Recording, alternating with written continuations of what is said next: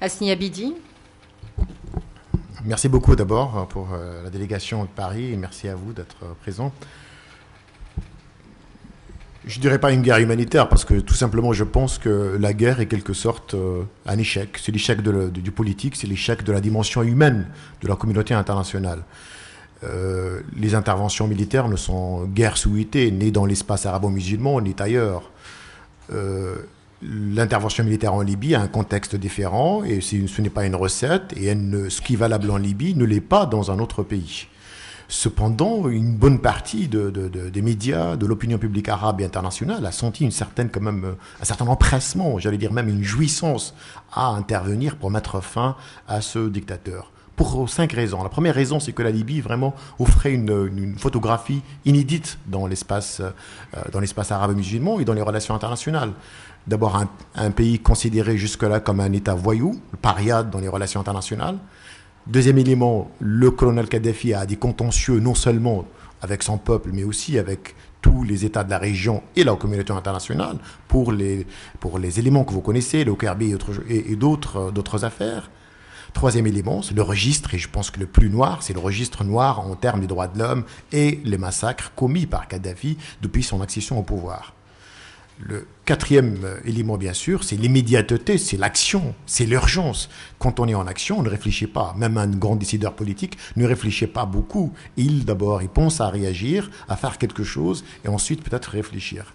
Et le cinquième élément, c'est bien sûr c'est quelque chose de jamais vu ailleurs, c'est qu'on avait affaire à une situation unique, c'est-à-dire la sanctuarisation de l'opposition. On avait une partie de la population libyenne qui s'est emparée d'une région, de Benghazi, mais pas seulement de Benghazi, de Baïda et de d'autres villes, c'était jusqu'à Misrata, qui étaient aux mains de l'opposition. C'est-à-dire qu'on est arrivé à un sanctuaire. Et ce sanctuaire était en danger. On verra plus tard si c'est vraiment été en danger ou si c'est vraiment la propagande de l'opposition. Mais selon les derniers éléments qu'on a, et surtout des hommes proches de Kadhafi, oui, il y avait des plans sérieux de mater cette ville. Kadhafi n'avait aucun problème, pas de scrupule, à raser, même s'il fallait, la ville de Tripoli, comme l'a fait Hafez al-Assad, ou comme il a d'ailleurs massacré les 1200 de la prison d'Abu Slim. Cette immédiateté, cette urgence, bien sûr, se couple avec les médias. On avait affaire à un conflit presque en direct sur toutes les chaînes, et je vous parle d'autre côté du monde arabe, bien sûr.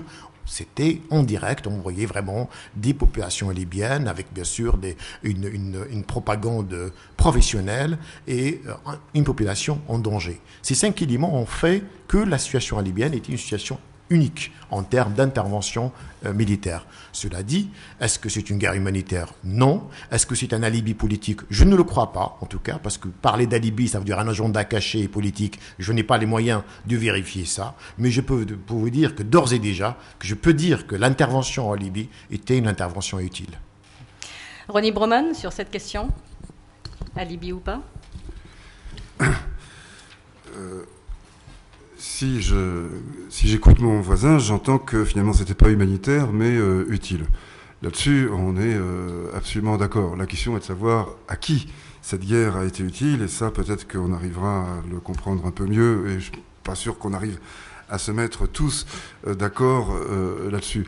Mais la difficulté tout de même qui reste lorsque on cherche à répondre à cette question réside dans le fait que pour un certain nombre de gens, et je pense que mon voisin, excusez-moi parce que j'ai pas saisi votre nom, voilà, monsieur Abidi, pour monsieur Abidi, comme pour un certain nombre de gens qui ont soutenu ce conflit pour des raisons qui sont absolument louables et selon des principes dans lesquels personnellement moi je me reconnaîtrais sans difficulté, ces raisons-là existent.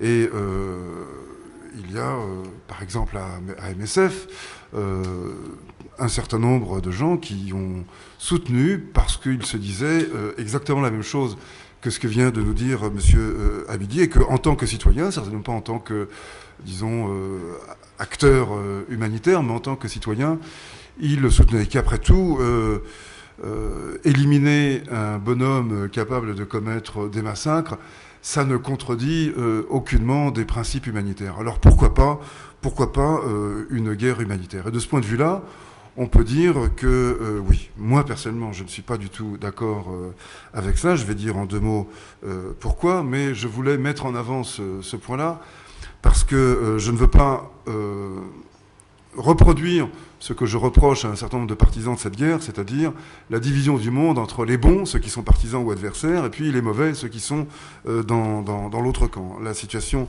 est plus intéressante et plus compliquée que ça. Mais je voudrais rappeler un point d'abord, enfin disons 2 points essentiels. Le premier, c'est que dès le 25 février, c'est-à-dire 8 jours après le soulèvement de Benghazi, le président de la République nous expliquait, il disait très clairement que j'allais dire Sarkozy doit partir, prendre des désirs pour des réalités, pardon, Kadhafi doit partir. Je ne parle qu'en mon nom propre, naturellement, ici. Kadhafi doit partir. Donc, pas une goutte de sang n'avait encore été versée, aucun projet particulier. Enfin, on ne savait pas si la négociation, si l'enlisement, bref, on n'avait aucune idée des suites de ce conflit, mais d'ores et déjà, Sarkozy annonçait que Kadhafi devait partir.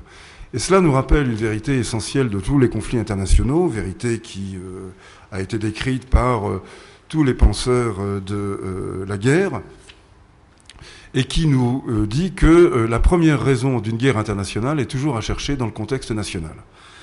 C'est donc en France et certainement également au Royaume-Uni qu'il faut chercher les raisons de la campagne militaire qui a été lancée en Libye. On peut avoir des idées variées là-dessus. Je pense que le prestige, le rassemblement autour d'un principe d'unité nationale dans ce genre de situation, l'annexion d'un idéal de démocratisation du monde, la revanche sur 2 ou 3 humiliations particulièrement saignantes dont Sarkozy s'estimait victime. Je pense évidemment au plantage de tentes dans l'hôtel Marigny par Kadhafi. Je pense aux contrats qui n'ont pas été honorés. Je ne sais pas ce qui se serait passé si les contrats prévoyant la vente de plusieurs centrales nucléaires EPR et d'un certain nombre de Rafales avaient été honorés. Il est possible que l'empressement à venir abattre ce régime ait été un peu moindre. Enfin, je n'en sais rien évidemment, mais on peut quand même le supposer. Bref, les sondages, l'humiliation des contrats non honorés, voilà ce qui me semble être les premiers ressorts de ce conflit. La question du massacre à venir doit être relativisée par 2 choses. L'une que j'ai déjà rappelée, l'annonce de la nécessité du départ de Kadhafi bien avant que toute perspective de massacre soit envisageable.